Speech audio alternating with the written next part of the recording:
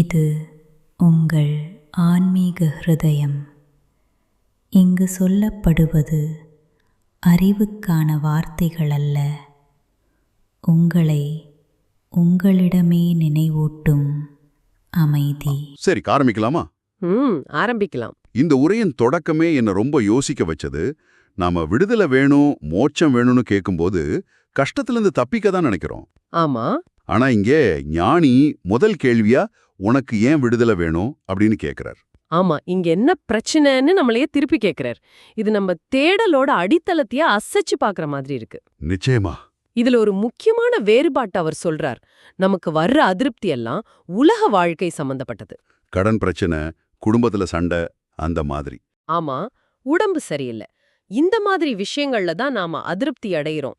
ஆனா வாழ்க்கையோட அடிப்படை இயல்பு மேல, அதாவது பிறப்பு, இறப்பு, இந்த ஒட்டுமொத்த அமைப்பு மேலேயே நமக்கு முழுமையான அதிருப்தி வர்றதில்ல.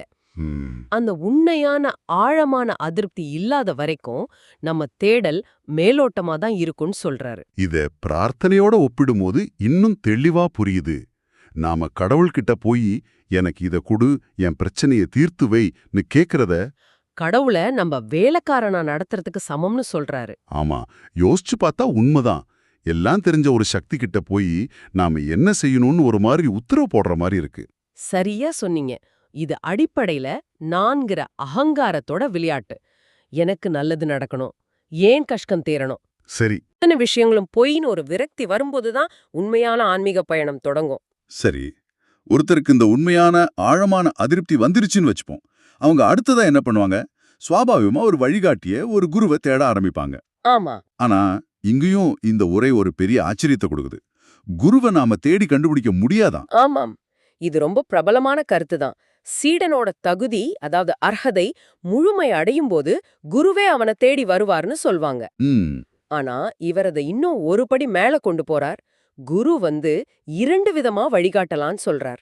இரண்டு விதமாவா? ஒன்னு, நம்ம கண்ணு முன்னாடி ஒரு மனிதரா, அதாவது வியக்த வடிவத்துல வெளிப்படையா. இன்னொன்னு நமக்குள்ளேயே ஒரு உள்ளுணர்வா, கண்ணுக்கு தெரியாத அவ்யக்த வடிவத்துல. ஓ, அப்போ திடீர்னு நமக்கு வர்ற ஒரு தெளிவான சிந்தனை, ஒரு சரியான நேரத்துல கிடைக்கிற ஒரு புத்தக வரி, ஆமா, அதெல்லாம் கூட குருவோட வழிகாட்டுதல்னு எடுத்துக்கலாம். நிச்சயமா அந்த திடீர்னு வரல நினைவூட்டல், அதாவது ஸ்மிருதி கூட குருவோட அருள் தான். சரி. ஆனா இதுல உச்சகட்டமான விஷயம் என்னன்னா, ஒருத்தன் தனக்குத்தானே குருவாகிற நிலை வர்ற வரைக்கும் அவனுக்கு முழுமையான வழிகாட்டுதல் கிடைக்காதுன்னு சொல்றார். ஒரு நிமிஷம், இதுல ஒரு சிக்கல் இருக்கே. தனக்குத்தானே குருவாகணும்னு சொன்னா அப்போ வெளி குருவோட தேவை என்ன? நம்ம மனசே நம்மள தப்பா வழிநடத்திட்டா என்ன பண்றது? அதுவும் சரிதான். அகங்காரமே நான் தான் குருன்னு சொல்ல ஆரம்பிச்சுடாதா? ரொம்ப நல்ல கேள்வி. வெளிகுரு ஒரு கண்ணாடி மாதிரி. நம்ம முகத்துல இருக்கிற அழுக்க அவர்தான் காட்டுவாரு, ஆனா தொடச்சிக்க வேண்டியது நாம தான். ஓகே, அவர் வழியைத்தான் காட்ட முடியும், பயணிக்க வேண்டியது நாம. அதனாலதான் கீதையில உத்தரே தாத்மனாத்மானம்னு சொல்றாங்க. உன்னை நீயே தான் உயர்த்திக்கணும்னு. அந்த தகுதியை வளர்க்கறதுக்கு எங்கேயோ போய் தவம் செய்ய வேண்டாம். நம்ம அன்றாட வேலைய கவனத்தோட மனதை வெளியில அலைய விடாம ஒருமுகப்படுத்தி செஞ்சாலே போதும். அதுதான் தகுதியை வளர்க்கும் வழி. அடுத்து வர்ற கருத்து இன்னும் ஆழமா இருக்கு. மனம் காலியான பிறகுதான் உண்மையான வியாபாரம், அதாவது வாழ்க்கை தொடங்குகிறதுன்னு ஒரு வரி வருது. ஆமா, இது கேட்பதற்கு ரொம்ப முரணா இருக்கு. மனம் இல்லாம எப்படி வேலை செய்ய முடியும்? ஒரு குடும்பத்தை நடத்துறவர், ஆபீஸ் போறவர் மனச காலி பண்ணிட்டா அப்புறம் எப்படி தன் கடமையை செய்ய முடியும்? இது பொறுப்பில்லாம இருக்கிற மாதிரி இல்லையா? இதுதான் அத்வைதத்தோட மிக முக்கியமான கருத்துக்கள்ல ஒண்ணு. இங்க வியாபாரம்னா பணம் சம்பாதிக்கிறது இல்ல, நம்மளோட உண்மையான செயல், நம்ம கடமை, அதாவது கர்த்தவ்யம். ஓ, யோசிச்சு பாருங்க, நம்ம மனசுங்கிறது என்ன? நேற்றைய கவலைகள், நாளைய திட்டங்கள், கற்பனைகள்னு எண்ணங்களோட ஒரு தொடர் ஓட்டம். ஆமா.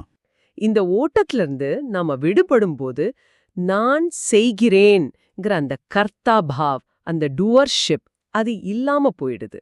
அப்போ கர்மத்துக்கும் கடமைக்கும் உள்ள வித்தியாசத்தை தான் அவர் சொல்றாரா? நான் செய்யறேன், எனக்கு பாராட்டு வேணும், இதுக்கு இதுதான் பலன்னு நினைச்சு செய்யறது கர்மம். அத நம்மள பந்தப்படுத்தும். ஆமா, கரெக்டா புடிச்சீங்க. நீங்க ஆபீஸ்ல ஒரு ப்ராஜெக்ட் பண்றீங்க, நான் தான் இத செஞ்சேன், எனக்கு தான் கிரெடிட் வேணும்னு நினைச்சா அது கர்மம். சரி. ஆனா அந்த நான்கிற எண்ணம் இல்லாம அந்த வேலைய அதோட போக்குல சரியா செஞ்சு முடிச்சா அது கடமை. ரெண்டுக்குமே ஒரே செயல்தான், ஆனா மனநிலை தான் வித்தியாசத்தை உருவாக்குது. அப்போ மனம் காலியாகும்போது இந்த அகங்காரம் கரைஞ்சிடுமா? கரைஞ்சு செயல்கள் ரொம்ப இயல்பாவும் மிகச் சரியாகவும் நடக்கும், எந்த பதட்டமும் இல்லாம. ம், மனதோட மூலத்தை அறியறத பத்தி பேசும்போது வெளி உலகத்தை பார்த்துக்கிட்டே உள்ளுலகம் தெரியலன்னு சொல்றதுல அர்த்தம் இல்லைன்னு ரொம்ப நேரடியா சொல்றார். ஆமாம் தியானம் பண்ற பலருக்கும் இது ஒரு சவால்தான். ஆமாம் மனசோட மூலத்தை உண்மையா ஆராய ஆரம்பிச்சா மனம்னு ஒண்ணு தனியா இருக்காதுன்னு அவர் சொல்றார். தனியா இருக்காதா? இருக்காது. மனம்னா என்ன? எண்ணங்களோட தொகுப்பு. அந்த எண்ணம் எங்கேந்து வருதுன்னு நீங்க கவனிக்க ஆரம்பிச்சீங்கன்னா அந்த எண்ணத்தோட ஓட்டம் நின்னுடும். ம், ஒரு எண்ணத்துக்கும் அடுத்த எண்ணத்துக்கும் இடையில ஒரு அமைதி இருக்கும். அந்த அமைதியில தான் ஆழமான உண்மைகள் வெளிப்படும். இந்த மாதிரி ரொம்ப ஆழமான விஷயங்களை புரிய வைக்க அவர் சொல்ற உவமைகள் பிரமாதமா இருக்கு. குறிப்பா அந்த நதியும் சமுத்திரமும். ஆமா நதியோட மூலத்தை அறிய அது கடல்ல கலக்கிற இடத்துக்கு போகணும்னு சொல்றது ரொம்ப புதுசா இருக்கு. ஆமா பொதுவா நாம மூலத்தை தேடி அது ஆரம்பிச்ச இடமான மலைக்கு போவோம். ஆனா அவர் என்ன சொல்றாருன்னா, மூலம் தெரியணும்னா அது எங்க முடியதோ அங்க பாருங்க என்கிறார். ஓ, நதி கடல்ல கலந்த பிறகு நதின்னு ஒண்ணு தனியா இல்லாம போயிடுது, கடல் மட்டும்தான் இருக்கு. அது மாதிரி ஜீவாத்மாங்கிற இந்த நான் தன்னோட மூலமான பரமாத்மாவை தேடும்போது அது பரமாத்மாவாவே மாறிடுது. அடா, தேடுற ஆளும் இல்ல, தேடப்பட்ட பொருளும் இல்ல. இது யோசிக்கிற விதத்தையே தலைகீழா மாத்துதே. அப்போ நான் யாருன்னு தேடினா கடைசியில நான் ஒருத்தனே இல்லைங்கிற பதில் கிடைக்குமா? சரியா கேட்டீங்க. அதுக்கு தான் அடுத்த உதாரணம் இன்னும் ஆழமானது. மான் மற்றும் மாரிசன் கதை. ஆமா, ராமன் அம்பு எய்வது மான பார்த்து, ஆனா சாகுறது மாரிசன். இதுல ஒரு ஆழமான தத்துவத்தை விளக்குறார். இதுதான் எனக்கு ரொம்ப சுவாரஸ்யமா இருந்துச்சு. நாம மானத்தை பாக்குறோம், ஆனா அடிபடுறது மாரிசன். ஆமா இதுல இருந்து என்ன தெரியுதுன்னா, நாம தீர்க்க நினைக்கிற பிரச்சனை ஒண்ணு, ஆனா உண்மையிலே தீர்க்கப்பட வேண்டிய மூல காரணமே வேற ஒண்ணு. அதேதான் நம்ம கண்ணுக்கு தெரியறது ஜீவாத்மான்ற இந்த நான், அதுதான் மான். ஆனா இத விசாரிக்க ஆரம்பிச்சா இதுக்கு பின்னாடி இருக்கிற மூலப்பொருளான பரம்பொருள், அதாவது மாரிசன் தான் உண்மைன்னு புரியும்.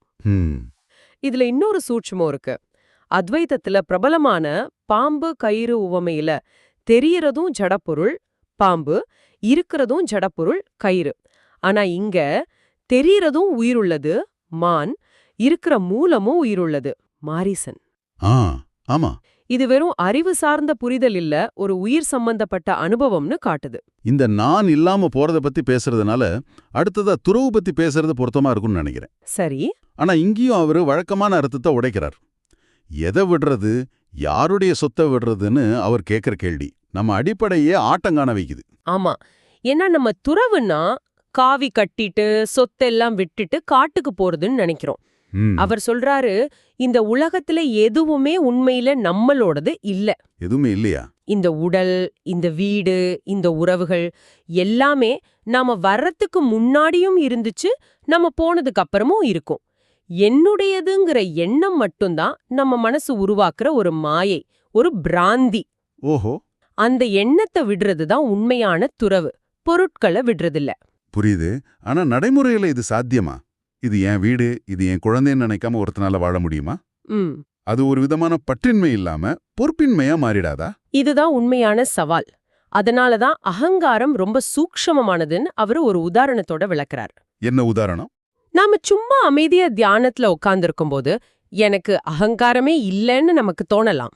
ஆனா அந்த நேரத்துல நம்ம பர்ஸ்ல இருந்து ஒருத்தர் 100 ரூபாய் எடுத்தா என்ன ஆகும்? கோபம் வரும். ஏன் பணம்னு கோபம் பொத்துக்கிட்டு வருமா வராதா? அந்த சோதனையில தான் நம்ம உண்மையான நிலை தெரியும். கரெக்ட். பல வருஷ தியானத்துக்கு பிறகும் யாராவது நம்ம வண்டியில லேசா உரசிட்டா போதும், அந்த நான் என்னுடைய வண்டிங்கிற அகங்காரம் உடனே வெளியே வந்துரும். அப்போ இந்த அகங்காரத்தை கரைக்கிறதுக்கு தான் சத்சங்கம் மாதிரி விஷயங்கள் உதவுதா? சத்சங்கத்தோட உண்மையான அர்த்தம் என்ன? நிச்சயமா. கடைசியா அவர் அதைத்தான் சொல்றாரு. சங்கராச்சாரியார் சொல்ற மாதிரி சத்சங்கத்துவே நிசங்கத்துவம். அதாவது உண்மையான சத்சங்கத்தோட பலனே பற்றற்ற நிலைக்கு போறதுதான். முதல்ல 10 பேரோட சேர்ந்து உண்மைய பத்தி பேசுவோம், அது முதல் படி. ஆனா அதோட கடைசி நோக்கம் நாம தனியா இருக்கும்போது நமக்குள்ளேயே அந்த உண்மைய உணர்றதுதான். அந்த உள்முகமான சங்கம்தான் உண்மையான சத்சங்கம். உண்மையான பயிற்சி, அதாவது ஆச்சரணை அங்கதான் ஆரம்பிக்குது. ஓகே, இந்த ஆழமான உரையாடலை மொத்தமா திரும்பி பார்த்தா இது ஒரு பெரிய பார்வை மாற்றத்தை கொடுக்குது, ஒரு பாரடைம் ஷிஃப்ட். ஆமா. ஆன்மீகம்னா ஏதோ ஒன்னு தேடி போறது, அடையிறது, புதுசா கத்துக்கிறதுன்னு நாம நினைக்கிறோம். ஆனா இந்த உரை என்ன சொல்லுதுன்னா, அது தேடுறது இல்ல. ஏற்கனவே நம்ம கிட்ட இருக்கிற உண்மைய மறைக்கிற திரைகளை விலக்கிறது தான் அசல் வேலைன்னு சொல்லுது. மிகச்சரியா சொன்னீங்க. இது அடைவது, அதாவது பிகமிங் பற்றியதல்ல, இருப்பது, பீயிங் பற்றியது. ஏற்கனவே இருக்கும் உண்மைய உணர்வது பற்றியது. அந்த உண்மைய மறைக்கிற நான், என்னுடையதுங்கிற எண்ணங்களை நீக்கிறது தான் ஆன்மீக பயிற்சி. இந்த உரையாடல இருந்து ஒரு கேள்வியை உங்ககிட்ட விட்டுட்டு போறோம். இதுல ஒரு வரி வருது, நாம் மனிதர்கள் அல்ல, மனித உடலில் வசிக்கும் ஒரு ஆன்ம சக்தி. இந்த ஒரு வரியை நீங்க ஆழமா சிந்திச்சு பாருங்க. ஆமா, ஒரு நிமிஷம் இத உண்மையா நம்பி பாருங்களேன். அப்படி நம்புனா உங்க தினசரி வாழ்க்கையில, உங்க கோபத்துல, உங்க உறவுகள்ல என்ன மாற்றம் வரும்? இது என்னோடது, இந்த அவமானம் எனக்குங்கிற எண்ணம் போனா வாழ்க்கையில இருக்கிற பாரம் குறையுமா இல்ல பொறுப்பு அதிகமாகுமா? யோசிச்சு பாருங்க. நன்றி. அமைதி. ஆன்மீக ஹிருதயம்.